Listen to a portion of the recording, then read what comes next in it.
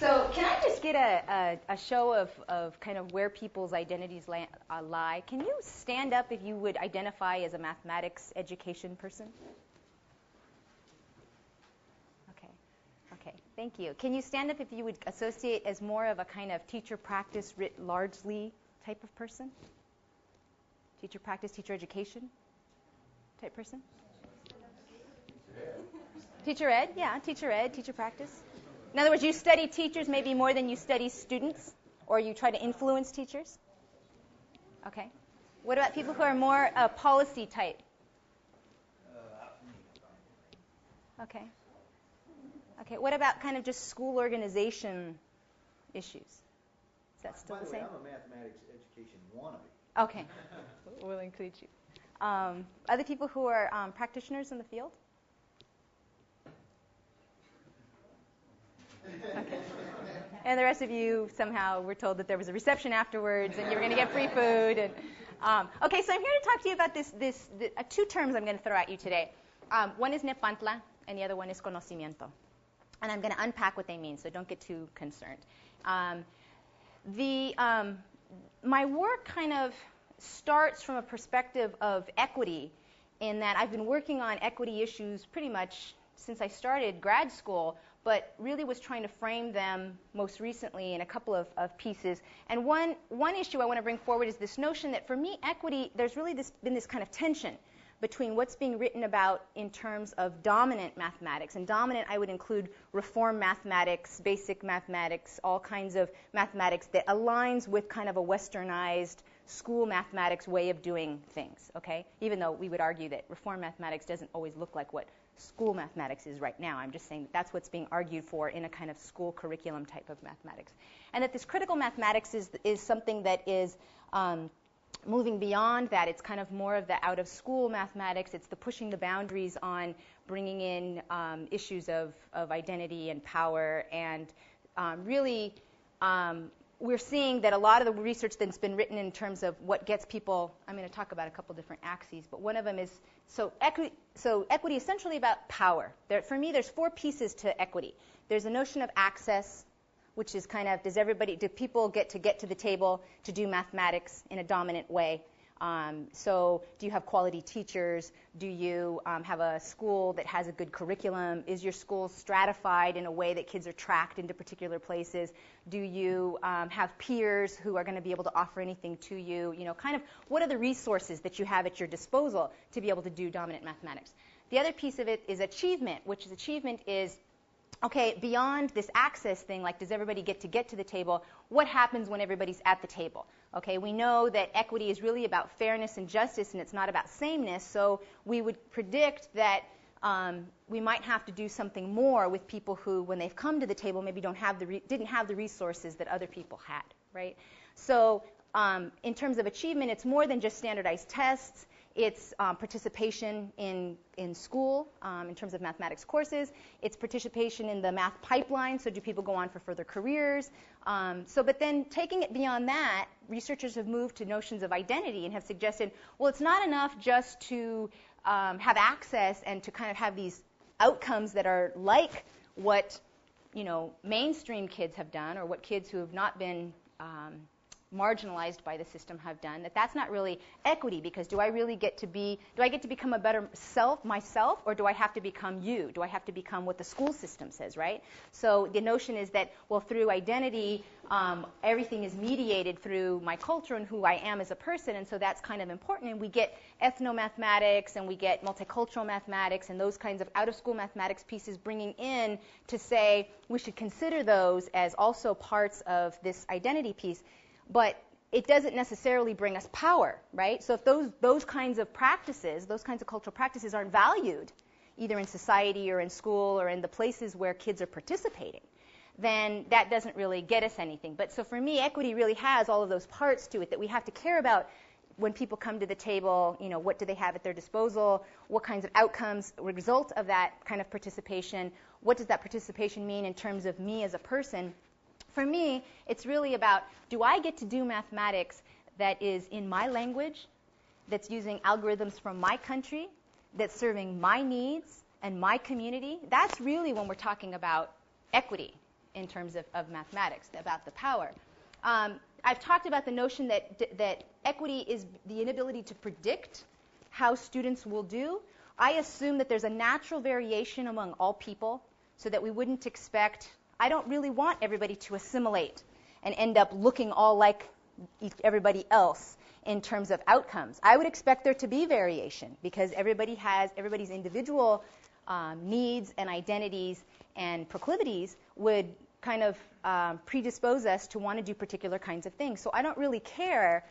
I'm not really looking to have everybody look the same in the end. And I'm also not looking to have, black females now replace positions of power of what used to be white males. I'm really considering more about this notion of, do we get to participate in ways that are meaningful for us, and that you can't walk into either a school or into a school system or into a university and predict who's going to be in the math classes, who's going to do well in those math classes, who's going to be contributing to mathematics. Beyond that, there's a humanistic view of mathematics that I think often gets missed, and that is, for me, the idea that mathematics is a human process. It's a human practice, right?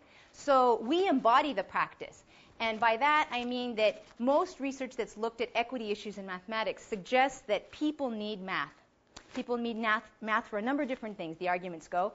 You may need math because it's the social capital that you're going to need to get into college and to do all these kinds of things that kind of broader society values, right? So like if if you took AP Calculus, you're kind of a card-carrying, I was an AP Calculus high school student, and that kind of carries weight, social capital in society, right? But beyond that, you may need math to be a literate citizen, right? So there's all this talk of, that we're a technologically rich society, and with the information flow and everything, that you need to be able to make sense of data, right? So that's part of it. And it's also important for, a potentially for a workforce argument that says that if we're in a situation where people are going to have to be more technologically sound in the kinds of jobs that they're doing, then having mathematics as a basis is going to be important. But what gets missed by that is the idea that if we take as an assumption that mathematics is a human practice, then those people who do mathematics create mathematics. And so it's one thing to say that people need mathematics because it's going to help them in their lives, or it's going to help them get better jobs, or it's going to help them be able to be literate citizens, so making sense of data, or car salesmen, notions of compounded interest, or whatever, just kind of making sense of your life and being able to be a democratic citizen. That's one thing. But then being able to say that, no, in fact, math needs people. Math as a field, if we say that we want different kinds of people to go into mathematics, we're not just saying there's something wrong with those people and that they need math in their life. We're saying that mathematics as a field could benefit by having a more broad base of kinds of people who do it, because the very questions that we ask is going to influence the kinds of mathematics that are developed and the kinds of mathematics that goes on to be valued. So for me, if I had to kind of place my bets, I would place my bets in teacher practice. I would say teachers as brokers of this institution called school, of the place where the curriculum and students kind of meet broader society, that teachers are really, they're at the heart of what gets either allows for participation or shuts down participation in terms of who gets to be kind of a doer in mathematics. And so I would place my bets there. But for me, I struggled with, much of what is written about knowledge for teaching and just knowledge in doing mathematics, we kind of separate this idea of beliefs and dispositions. I myself, even when I was writing in 2002, I was saying that I know that there's this knowledge that people need to have, but there's something more, right? It's not just having the knowledge, but it's kind of having the will. In some respects, when I looked at what really good teachers, what effective teachers of urban students did in mathematics, it was so much more than just kind of the knowledge piece. And so I was kind of left with, where do these beliefs and dispositions go? Because we all know that you can talk about knowledge and beliefs and dispositions, but beliefs and dispositions will always get ghettoized. They're always seen as the thing that is not as rigorous, or not as valued, or not as concrete, right? So they're the fuzzy thing. So I was asking myself, how am I going to get around this? Because I really believe in these 4 different dimensions of equity, and I think teachers are the place to do it, but how do I bring knowledge and beliefs and dispositions more closely together so that I can work with it? Oops, what happened to my... Okay, so right now the way that knowledge is talked about in terms of teacher practice in mathematics education is that you need this deep understanding of mathematics to be able to teach in ways that are flexible. So this is Li-Ping Ma's work, it's Deborah Ball's work, it's a number of different people who are talking about kind of what's the mathematical base that you would need to be able to negotiate this a classroom or with students. People talk about if we're really concerned with getting this broader base of people to participate in mathematics, you need knowledge of students and communities, and that you then marry that with pedagogical knowledge, which says what are the kinds of strategies, what are the moves that you can do in a classroom and outside of a classroom potentially that would support students to, again, be able to participate in ways that are meaningful. And when you bring those all together, there's this kind of community membership thing that's out there that's still in a lot of ways teachers' knowledge or teachers' practice is still kind of written about in a very individualistic way, in that what is it that an individual teacher does and not what teachers as a group do. But of course, community membership is brought in when we look at sociocultural theories and we think about communities of practice. But what would it look like if we were now saying, okay, we don't just want to know about knowledge for teaching in a generic way in terms of even just mathematics, but we want to know about equity. And so for me, there's really 4 pieces to it. It's not just the content knowledge that you would need. It's not just the pedagogical knowledge. And it's not just knowledge about students and communities, but it's literally knowledge with students and communities. And I'm going to get into what exactly that means. But there's another piece, too, which is political knowledge. And the political knowledge is the piece that says, as a teacher, my main role is an advocate for my students in being able to participate in this mathematics that, again, is in a meaningful way that's going to give them clout, but that's also going to give them the ability to transform society and to embody this practice that we call mathematics. And so if that's my main role is to be an advocate, then I have to have the knowledge of how do I subvert the system? How do I, in community with other teachers, know how to negotiate? How do I sell this to the principal? How do I buffer my students from mandates that come on from on high that say this is the way we're going to change mathematics? And how do I do all of that kind of stuff that's really outside of the pedagogical and the content knowledge and the student community type of things? And then again, if we bring into the notion that this is always done in community, there's no such thing as teachers teaching by themselves. I mean, if I'm an individual teacher and I'm either an outstanding teacher or a lousy teacher, my teaching is always negotiated practice. It is always I'm either having to shut my door and buffer myself from other people who don't think like me, if I'm an excellent teacher in a school that's got a lot of lousy teachers or people who don't think about reform math or something. And the same is the other way around, that you, even if you're a lousy teacher in a school of a lot of excellent teachers, that takes work to be able to negotiate. And you alone don't get to decide what your practice is. It's in negotiation with your students. It's in negotiation with the communities and the parents that you're serving. It's in negotiation with these other groups. But when we think about community from the point of view, or we think about learning from the point of view of participation, then that kind of opens up opportunities for us to start thinking about, again, notions of identity. I don't find that sociocultural theory, for me alone, addresses issues of power. We talk about legitimate peripheral participation and what does it mean to be a legitimate participant, but kind of who gets to decide what counts as legitimate participation, or how do people actually change the nature of what counts as the community. There's not a lot of stuff that gets studied there. And I actually find that Leiv's work with Wenger early on was more political than the later stuff that came out with just Wenger. So for me, there's 2 pieces, I guess, that relate to teacher education as we're thinking about knowledge.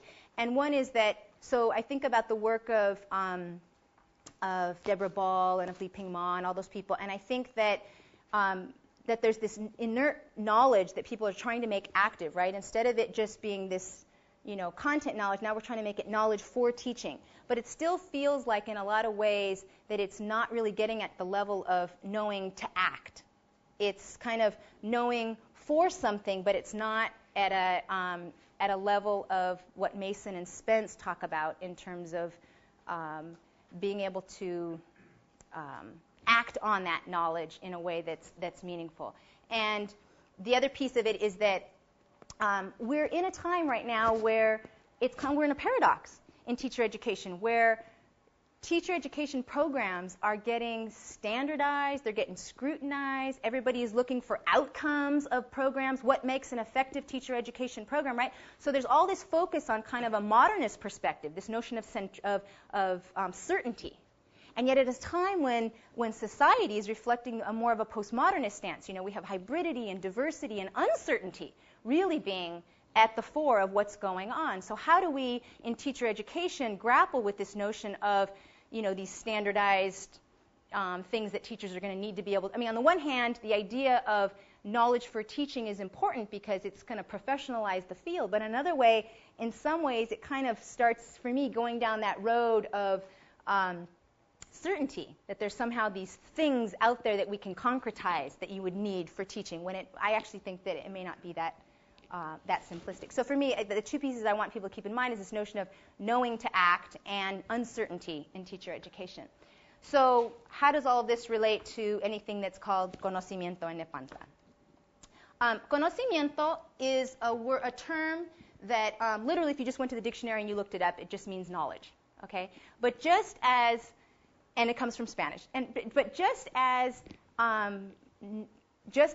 conocimiento is just as education, as it's translated from educación in Mexico, means that educación means so much more than what we think of as the word education. There's also something that's missed in the translation between conocimiento and knowledge. And so what I want to say is, for those people that don't know, educación, for example, in Mexico, means not just the kind of formal learning experiences that people go through, but it's literally kind of your moral character development. So somebody who is bien educado, that literally means that not that they're really smart per se, but they're literally kind of a well-mannered person, like somebody who's well-esteemed, not necessarily book smart type of thing. Okay, so conocimiento means knowledge, but for those people who speak Spanish or understand, how many people can think back to high school Spanish classes, that there's two ways to know. There's two verbs to know. What are the two verbs? Saber and conocer. Okay, so saber means to know something in an objectified way, like I know what 2 + 2 is, or I know how to get from here to the grocery store. That's saber. Yo sé cómo ir a la tienda. Okay? But conocer means to know someone, or to be familiar with something, right? It's a relationship. It's an experience. It's not an objectified thing. Our inability in the English language to distinguish between knowing someone and knowing something gets in our way, I think, of being able to capture this notion of disposition and belief with knowledge. So for me, thinking about conocimiento was really helpful. And for Anzaldua, she uses conocimiento to mean something more as well, again, in the translation, that it means connection with. It's a tool for consciousness raising, which means that you're kind of aware of your knowledge, and that it involves a receptivity. It's this state of being accepting of something. It's in empathy or sympathy with others. And the thing that I really like about her work, and again, I'm kind of taking it and extending it further, but she uses the term nosotras, which she's using a feminized version of, it could be nosotros, which would literally just mean us, okay? But nosotros or nosotras means us by itself, right? You can have it as a single word, nosotros or nosotras. The reason she's using a feminized version is because she's a feminist scholar. And for those people, remembering again back to Spanish, it could be the A or the O ending, depending on whether you're talking about females or males. So she's got this notion of nosotras to try to highlight that nosotras in and of itself is its own word. It could be us, okay? Like, nosotros somos las personas que fuimos a la tienda. We're the ones who went to the store, okay? But if you say nos in an indirect way, so if you wanted, nos can also be an us by itself. Nos can stand by itself. So if you were playing soccer and you said, danos la pelota, that literally means give us the ball. So that's an us as well. The nos is an us and the nosotras is an us. But if you break apart nosotras and you have just the nos, that's the us, and you have the otras. What does otras mean? It looks just like it sounds. Or it sounds just like others. So you've got the us and the them, or the us and the others, the reference point and the others, together, okay? Now, for Anzaldua, the importance of recognizing nosotras with that slash in the middle calls attention to the fact that the point is not to subsume the us and the them under a single umbrella term, like mathematics for all, or like some kind of an assimilated stance that all people will learn dominant mathematics, and that's what gives you power in society, right? So by virtue of having that slash in the middle, you're able to say that that we respect both. We respect both, that there's the us and the them, and that we're kind of mutually dependent on each other to make up this word nosotras. The desconocimiento means ignorance, and from her perspective, it's a process, right? It's a distancing. It's a refusal to know. Just desconocimiento was an acceptance or a receptivity to other. Desconocimiento is an ignorance. It's the seeing an us versus them, right?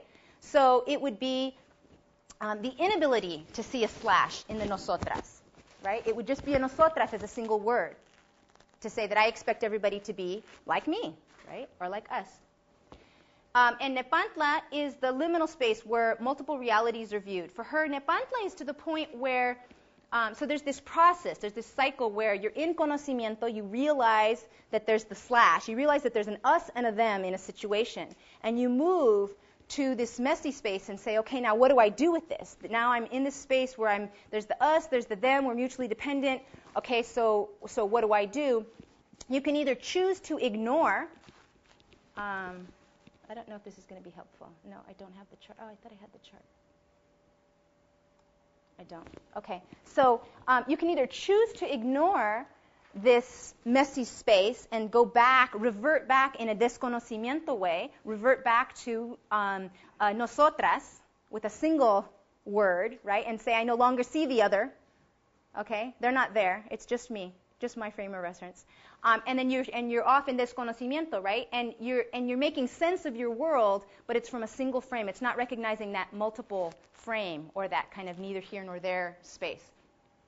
Nepantla is a space that's the kind of neither here nor there. It's the idea that, so for example, that the fact that I was in a gifted program as a kid in elementary school meant that I wasn't Chicana enough for my sisters who rebelled against a system that devalued our culture, but that I was too Mexican for the kids that were in my gifted class. So I was both not Chicana enough and too Mexican at the same time in that space.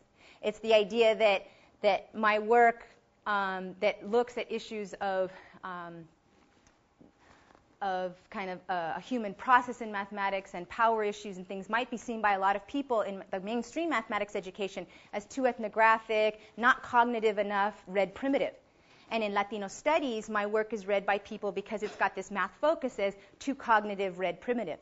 So it's this idea that you can be both not cognitive enough and too cognitive and be primitive at the same time, in the same sense. So Nepantla is that messy space. It's the both and the neither. So how does this relate to teacher education? So for me, developing activities and kind of processes for highlighting that notion of Nepantla, I do believe that a good amount of teaching is done in Nepantla. It's in that messy space where you recognize the self and the other together, and then it's kind of what do you do with that.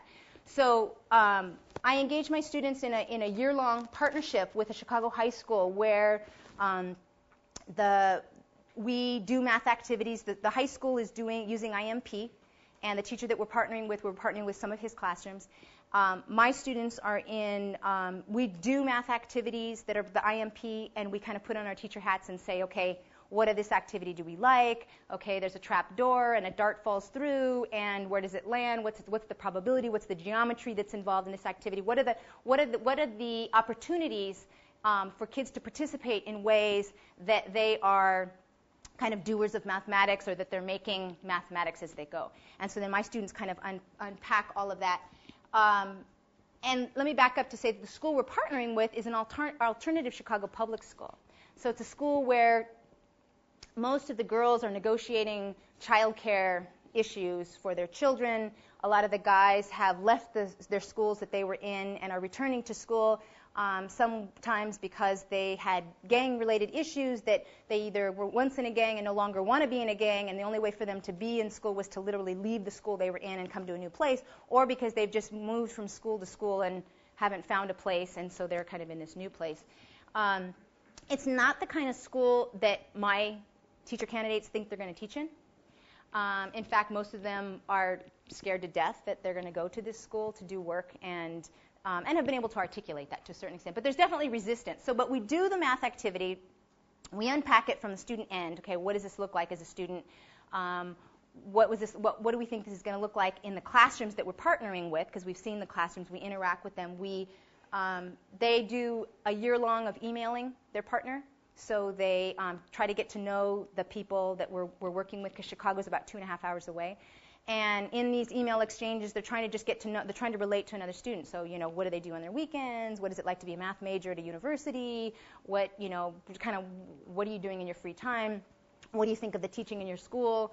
So we do the activity, we unpack it, and of course my students have to think about, what's the activity going to look like in the school that we're partnering with, and then we actually watch video clips of that actual activity as it played out in the class that I videotaped, and then people comment on, what do they see, what do they notice, what don't they notice, what do they have questions about, and then we conference with the teacher of that class, and we unpack with that person what made you decide to do this, I noticed that the kid in the back, had his head down on this, or you came over and you asked a question and then you just walked away before they even answered it, or why did you do that, or what's the history behind why this person is working or that person, whatever.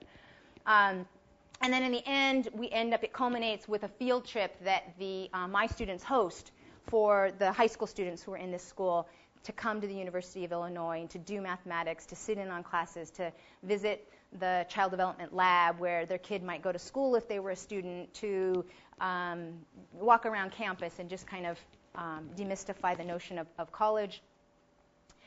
One of the things that this does is, so the Latina, that's my way of writing Latina, Latino. One of the things that it does is it gives my teacher candidates an opportunity to see high-performing Latina, Latino students using NSF material. So they're doing this IMP math, and they're doing it with a teacher who likes doing it and is good at doing it. So in some respects, it's giving them somewhat of an ideal situation to see kids in than what many of their cooperating teachers show. The focus is building on students' strengths and resources and kind of looking for that. So when we're building lesson plans, everything that we do in our class is geared towards, this is a year-long class, I have them for 2 semesters in a row, so everything we do is geared towards serving that school. And the teacher comes and visits us sometimes when we're doing peer teaching. Sometimes we go to them. We visit the local community in a museum. Anyhow, there's just a number of different things that I won't have time to completely describe. But again, the idea is that trying to recognize strengths and build on those as resources. The organic nature of this kind of community of practice model of teacher education kind of goes against this codified notion of developing lists of what works with Latino students in urban schools, that kind of thing, right? So, on the one hand, that's worthwhile, right? To know the body of work that says what are some of the kinds of things that have worked, right? You don't want to just say, we don't care about that because that's essentializing those kids, and so it's not important. There is something to be said about that, but to just get to the point where, they want to know, just tell me what do I do? What are the things that will work with these kids? They come to recognize in the practice of exchange that it's not that simple. They also come to recognize how difficult it is to create lessons that are meaningful for kids. There's no such thing as, Marta had 3 burritos and Juan had 2 burritos, and what would they do if they just know that would never fly in the school. So in some ways it goes against this notion that it's a much more nuanced idea of relating to students' identity, that it's not this kind of essentialistic way of doing things. And again, it helps us focus on dilemmas and tensions and complexity, and it goes against lists. It's knowledge built in action, and it's knowledge to act. Okay, so looking at time, I'm wondering. So I think I'm going to cover one of these. So part of what I do in terms of teaching is help students think about teaching in Nepantla. So in what ways is teaching both and neither In what ways is teaching, the activity of teaching, actually this Nepantla space? And one of the ways it's that way is that I talk to my students about how knowing students, meaning the high school students, or your students you'll have in the future, that knowing students, that you will come to know students in the sense that I expect you to come to have a deep understanding of your students, right? Not essentialist notions of all Latino students, or, but that they can't be known in the same way that you can't be known by them, and in an objectified way of knowing them. So the knowing has to come through a connection, right? It has to come through a receptivity to knowing another position, recognizing how they might be different from you and how they might be like you. But again, that it's this notion of that you're not trying to make everything under an umbrella term, but that you're trying to grapple with that messy space of both I am going to know my students and I'm not going to know my students. It also relates in the way that we talk about you're going to be in charge of the classroom. You're in charge of the classroom in the sense that it's, you are the one who is coordinating these activities, is either opening up or closing down participation, who is doing all these kinds of things, but you're not in charge of the classroom because students are in charge of their own selves, right? That you can't mandate kids to do what you want them to do. So it's this idea that you have to recognize that it's both your responsibility and is kind of given to you as your authority, right? You're going to have to recognize that whether or not you want it, you have authority in the class and in school. And so how do you deal with that, but also recognize that you're both in charge and not in charge at the same time? And with respect to mathematics, it's the idea that you are teaching mathematics. I mean, if your kids don't learn mathematics in your classroom, you are not a good teacher. I'm sorry. If you are a math teacher and your kids are not learning, then you cannot claim, it doesn't matter how much they like you, it doesn't matter how much you affirm them, it doesn't matter. And this goes back to that whole notion of identity issues and access issues in mathematics. If we don't ever get to achievement or power, it doesn't really matter. I mean, that comes back down to, in the end, what do students have? Well, they're relying on you to teach them mathematics. So you're teaching mathematics, but and you're teaching mathematics in the way that what kind of view of mathematics are you giving students? What do the activities you've designed, what do your interaction with students say about what mathematics is? Is it this human process, or is it this kind of codified, list of stuff that's in the textbook? But you're also not teaching mathematics in the sense that, first and foremost, you're teaching students. So for me, the secondary students that I deal with mostly see their primary identity is they're teaching math. And they don't see that they're teaching students. I mean, they know that on some cognitive level, but that's not their first and foremost identity. And so it's being able to get them to see you both are teaching mathematics and you're not teaching mathematics. So let me talk about an activity. Okay, so we do one of these activities where we do the math, I get my students to think about what did you think about that activity, and it's an IMP activity, which is an NSF-supported curriculum for people that don't know, and it requires a lot on the part of the teacher to be able to negotiate a classroom because it opens up a lot of messiness in the class for students to ask questions and to kind of have to have some ownership over what it is that they're doing. And so, of course, the first thing that my students see in the activity is they see the richness of the mathematics. They think that, wow, this is really great. There's all these, cross-fertilization of I didn't think about how geometry relates to probability or, whatever. And they see the way in which it can come together and it can have a power to the mathematics, right? So in some respects, they see the curriculum as, let me finish. But then when we say, okay, so what is this going to look like in the classrooms that we're working with, right? So there's one thing for us to do it as math majors.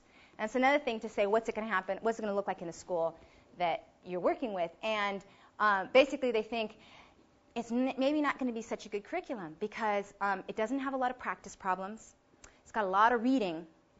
And it's for kids who don't have a lot of kind of procedural knowledge, they're going to get kind of caught up in the context of the problem and they may not see. This is the kind of Sarah Lubienski notion of how reform mathematics can actually impede what kind of access kids have to mathematics.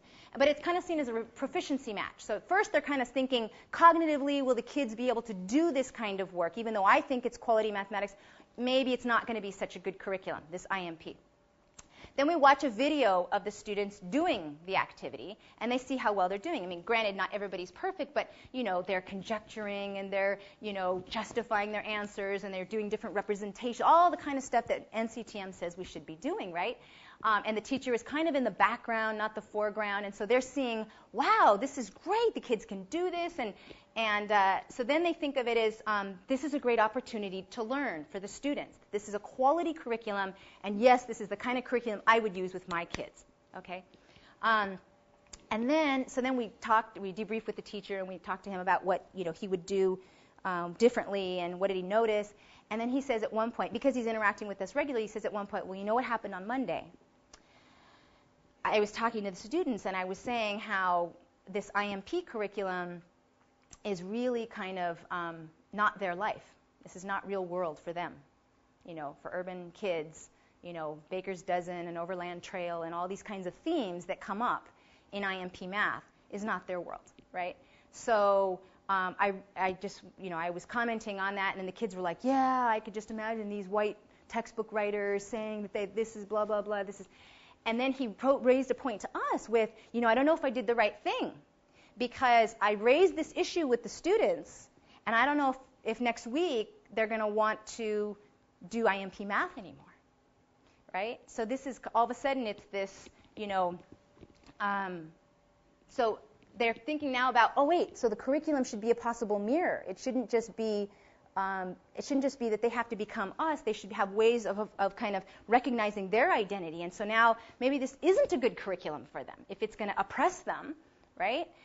And so then they're in this messy space of like, well, is this a good curriculum or is this not a good curriculum? Will you just tell us, And I said, yes, we're in Nepantla. This is the birthing space of some new way of framing things. And so for teaching, it's being able to recognize, for me, it's being able to highlight for students that notion of the messiness, of the yes and no, the neither and the both, right? But not in a way that's just paralyzing. The point is not just to say, yes, it's messy and oh well. But it's like, okay, so what can we do about this messiness, right? What are some of the strategies that we would have? And so somebody says, well, what ended up happening for this teacher was he ended up creating a supplementary curriculum. He went out and he did some, he had students doing, this was a data analysis class. One of them was a data analysis class, and the other one was a formal IMP class, but with both classes he did this. He had them go look at the images that are in magazines. And what was the probability of finding someone who looked like you based on whether you were looking at Time magazine, Reader's Digest, Lowrider magazine, so whatever, and he had like all these magazines, right? And kids were going through, and it brought up great conversations about how do you know what race somebody is by looking at their picture, and how do you, all this wonderful stuff that kids got into. But he said, but the math was kind of not totally there for what he wanted, right? And which is, again, this is coming up in a lot of the work that's been done in critical mathematics. But it's the idea that who decides what's appropriate is part of the role of a teacher in recognizing that, okay, so I could create some kind of other activity that's not part of the curriculum, but then I'll have to also think about in what way is that going to be meaningful, or in what way is it okay sometimes if I highlight power and identity and I leave that access and achievement stuff kind of in the background, as long as it's not always in the background, is that okay? It's probably as okay as not have, or as having, if you only have access and achievement stuff in the foreground and you never have the power and identity stuff, that's just as bad. But it's trying to get students to grapple with that messy space. So they've kind of moved from a kind of cognitive, dominant perspective to getting to access and achievement, to getting to identity, and then in the end, power, which is kind of who decides what counts as mathematics in this class. And the goal for me in the teaching of the students is really getting them to see that the idea is not to figure out, it's moving them against this, oh, now I get it. I mean, once students tell me, now I get it, now I can do it, I think, oh, no, that's the closed down, desconocimiento, ignorant, I'm no longer seeing the nos and the otras piece of it, right? It's moving away from that, and it's kind of moving towards, okay, if I don't find the one right thing that's working or the one thing that works, at least I can find what works for me right now, or what's useful. So why should we foster this notion of Nepantla? First of all, it's hard to say. Second of all, it's I actually think that's part of the reason why we should foster it. It allows knowledge to be connected integrally with people. So by saying you have conocimiento, you say you have conocimiento con, or you have conocimiento with, you have knowledge with people, you don't have knowledge of them. So that framing that you can't know somebody in some kind of an objectified, just like you can't know mathematics in some kind of objectified way, right? If it doesn't become part of the self and the other together, it's not a meaningful mathematics. And in fact, I would argue it isn't mathematics for you. So the fact that it allows this connection with people and this identity issues is really rich for me. The fact that it incorporates a humanistic view of mathematics, that we embody the practice of mathematics, and so there's always going to be an us and a them. And I think about the fact that if we think about kids learning, we could say that there are moments in which kids, in kind of an informal mathematics way, think about their own ideas that they have in mathematics that may not map neatly onto what we expect from the canon of kind of mathematics that's either in the reformed curriculum or in school or whatever it is that we're using, but that there's moments in which that their sense of self and the mathematics that they find is useful or that they need for right then can marry with this other stuff, and that can take them to a richer place. But it allows us to say that the two can come together and that one's not better than the other. I find that sometimes in that work about informal mathematics, people think of it as it's informal because it's not. I would argue that it's not informal. It's forbidden. It's not yet recognized, right? It's not lesser than. It's just that it's not recognized by the teacher, or by, it could end up turning into a version of mathematics that becomes a whole field in and of itself, depending on how things work. It aligns already with the stuff that's in mainstream mathematics. So this notion of knowing to act and mathematical knowledge for teaching is already out there, and it's already kind of happening. So it's like, why not partner it with this notion of conocimiento? It doesn't go against it. It's not about a unity umbrella or an all students. It's about recognizing the us and the them, and not trying to force people to assimilate. It also reflects the complexity of teaching and teacher education. I mean, teaching is Nepantla. I mean, a lot of teaching is that messy space, and that's when the best, or I would argue that's when the best teaching is happening, is when we're in Nepantla. Conocimiento, because it's a process, can never be complete or fixed. So we never get to this point of, now I get it, or now the students have a mature understanding of this concept, or now they have a full understanding of the concept. There is no such, complete notion of conocimiento, because it's your relationship with the knowledge, or your relationship with if mathematics is a human process, then all of the human processes that have come before is actually what gives us the text, or what gives us whatever activity it is that we're doing. So you're not just interacting with artifacts. You're interacting with products of what have been all of the human processes before. For me, it also names the process and this fragility and frustration that teachers go through with the kind of wanting to have a list of things. Even me being able to talk to students and say, okay, this is that messy space, then they can kind of say, okay, I know this is something I'm supposed to be in, and I don't really know how to get out of it yet, but I'm onto something, is kind of the feeling. And so being able to say, that's good that we're here, as opposed to trying to avoid it, is something that I think is different. And it privileges an indigenous stance and a familiarity with uncertainty. By having to say conocimiento or Nepantla, it forces us to recognize that those aren't terms that are in English. It also recognizes that most of what's written about in terms of trying to get diverse people to do mathematics, or diverse people to become teachers in mathematics, is written about really from, again, for me, a deficit perspective, because it argues that we need those people to come fill spots because they'll be role models for the kids that they're going to have. And I would argue, no, we need a more diverse body of people who've been marginalized by society, people who speak other languages, people who are gay, lesbian, transgendered, people who have grown up in other countries, people who have different positions in society in terms of working class and race, and because those people have learned what it's like to live in Nepantla, right? You're both, if you are a person of color, if you're a person who is, if you're racialized, if you're sexualized in a particular way, you know what it's like to always be incredibly visible and invisible at the same time. You know what it's like to have to negotiate what W.E.B. Du Bois would say is kind of like bicultural self, right? And it's that we're border crossers, we're natural border crossers, so why not that's a skill to be able to live in Nepantla, to deal with uncertainty. And that's not the way we talk about teacher education. We don't say we want people who've been marginalized to enter the field because they have this thing this skill to deal with uncertainty. We say we want them because either A, nobody else wants to go teach those kids, or B, because they're going to be good role models for them, or C, because they're going to somehow relate to them in a cultural sense that's going to do them better than somebody who's not, who's white or middle class or something like that. So for me, this whole notion of conocimiento en Nepantla really provides a language for describing the messiness and for broadening the notion of what is knowledge. That's it.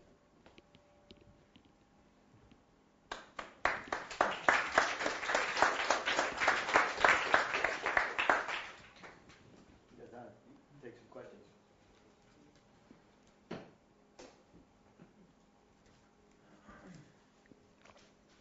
Uh-oh. No questions. I have a question.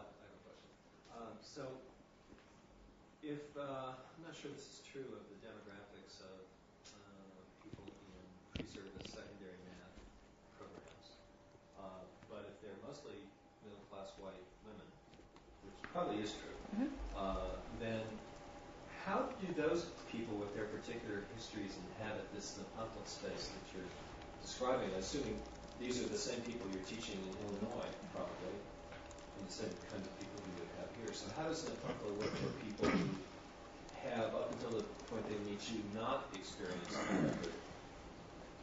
existence? I mean, they've been unmarked, dominant people. First, it works in a way that part of what is required is kind of developing activities that help people recognize the notion of privilege, and that how is it that sometimes when students are doing readings, they come up with the realization that, I've never known even when they relate with the students that are in Chicago, they say, I've never known any of this, or I never thought about this, and I think, isn't that interesting that you're 20 years old and you've never had to consider these issues? Isn't that, so I think part of it is sensitizing people, creating a greater awareness to the notion that there can even being able to recognize that there is an other is a huge piece, right?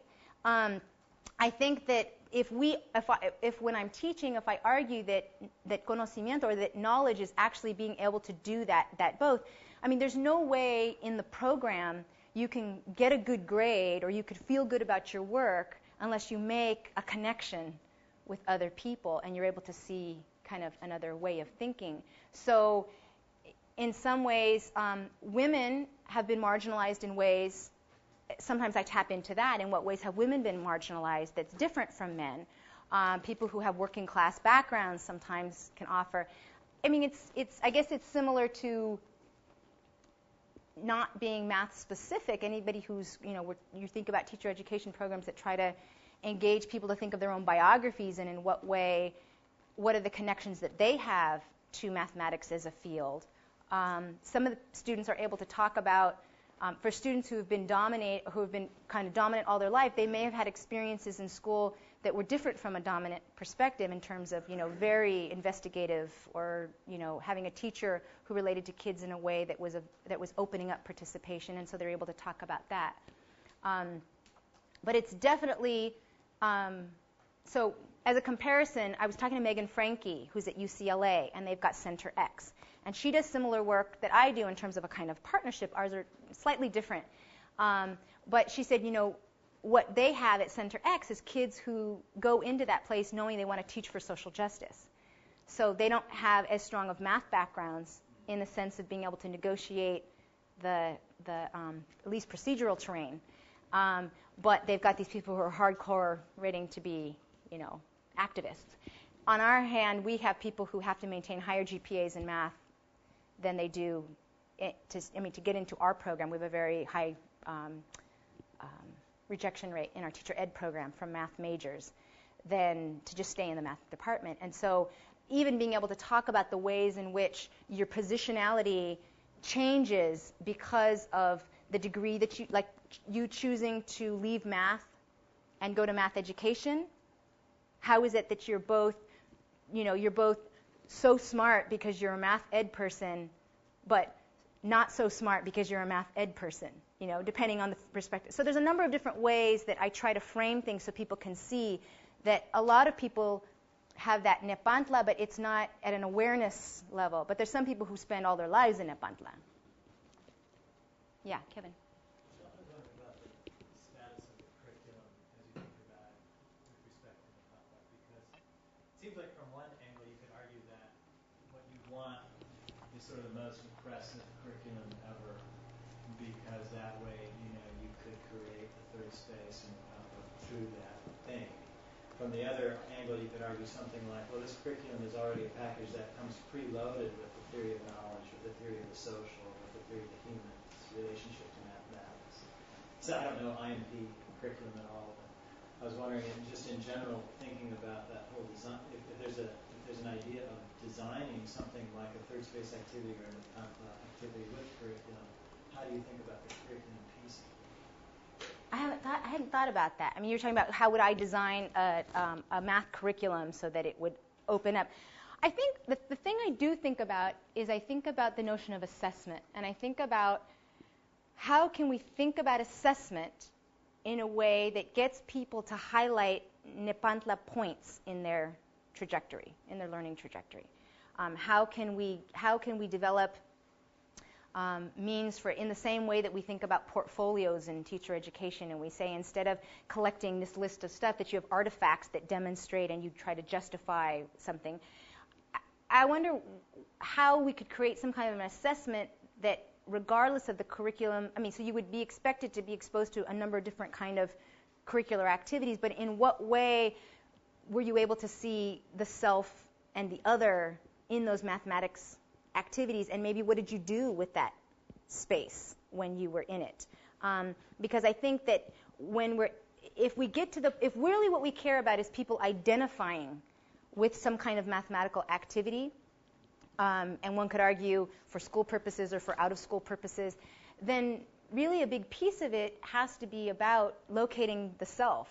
And so I don't have a good answer to what, I think I'm still mucking around with ideas of curriculum, and I'm not sure if you mean curriculum at the high school level or if you mean curriculum at the teacher ed program or both. I was thinking in this case, I think the high school level, the IMP is for the kids, right? Yeah. So what would it be like to, so one of the things that I'm sorry, I forgot your name. Maria. One of the things that Maria was saying was that she knew of a teacher in IMP in Hawaii who had changed the context of one of the IMP problems to be about colonization, or what, instead of overland trail, it was about Polynesian migration. Okay, so there may be ways to kind of supplement or adopt or adapt curriculum that have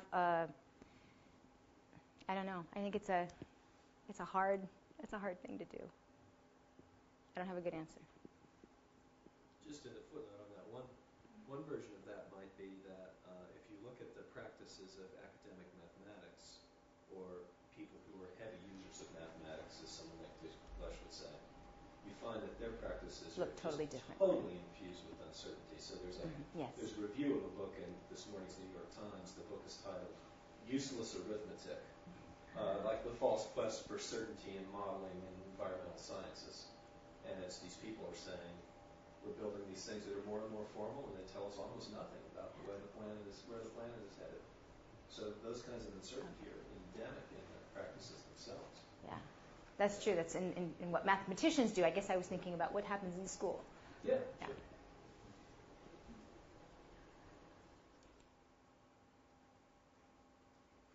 Completely different side of the question. What sense do the students make of your students, the high school students make of your students, and how does that inform the learning to teach of your students? It becomes a bit of work to try to get them to not agree, but to think that they have anything to learn from us in the beginning. It's a struggle for the teacher to get them to email us. Like, why do I need to know you? You clearly have some desire to know me, but I really have no interest in knowing you. I think that's a hard piece of it. And I think they laugh about the stereotypes that they have of what a math student does at a university. So there's some of that. But I think they're also somewhat flattered that a group of people wants to dedicate time to them. Is that what you mean? Those kinds of things? Yeah, and it's really what sense is. So I'm curious about how the relationship then evolves over time. And Some then how does that become a resource in any way for the teacher and students? You know, it's hard to say. I've had conversations with the teacher, and he's really at a he feels like he gains more. I mean, it's interesting. It's an indirect thing. So the students think that they're gaining by virtue of the teacher being in collaboration with us and in thinking about design of curriculum and theorizing about his practice and all that. I mean, they don't articulate it that way, but this is what he tells us. They benefit by virtue of him kind of getting professional development by virtue of being in connection with us. But he has to struggle with the idea that his positionality, by positioning himself with us, in a lot of ways for the students they see him as not positioning himself with them. Do you know what I'm saying? So he's white, doesn't speak Spanish, graduated from our teacher ed program, was very much like the students that I'm teaching, and so. You know, it's this messy space, right? So, like, what really do the students gain from what we're doing? Part of what they gain is that they get a better sense of what college is about. They, get to do some math activities, and I think they think it's kind of neat to try to critique a bit our curriculum, any lesson plans that we develop. They kind of want to know who's the person who did it. And then they want to, offer something either from the way of it was good or it wasn't, or just, isn't that cool that my email partner is the one who created this activity we did, that kind of thing. So there's some of a connection. But it was, I think, overall, the teacher and our teacher ed students got more out of it than the class did. Yeah. I don't know if I heard you say it or not, but I'm guessing that the word Nepantla comes from the Nahua-speaking people's view of cosmology. Could you talk to us a little bit about what they thought of Nepantla? I mean, is it identical with thinking about third space, or is this something completely different? I don't know. I know literally that it means place of water as well. But I don't know enough about the root of the word and kind of how that relates to cosmology or anything like that. I found it a useful space, a useful marker for me for being able to think about the space. But I mean, I think the way I've read Anzaldua's work, and she's obviously borrowing it, so I don't know. But the way I've read her work is that it's also a space of the kind of the surreal. So just like living and the living and the dead are kind of one and the same. That dream space can almost be that Nepantla, and that that's about all I know in terms of. I need to do more research on that end. I can tell you what Google Scholar says. But Google Scholar says what theorists say. It doesn't say what the. Well, it's an Aztec word. It says uncertain terrain when changing from one class, race, or gender position to another, from present identity to a new identity. Yeah. Good point. I have to look at. He's in the puddle right now. He's definitely recognizing the other. Well, thank you. Well,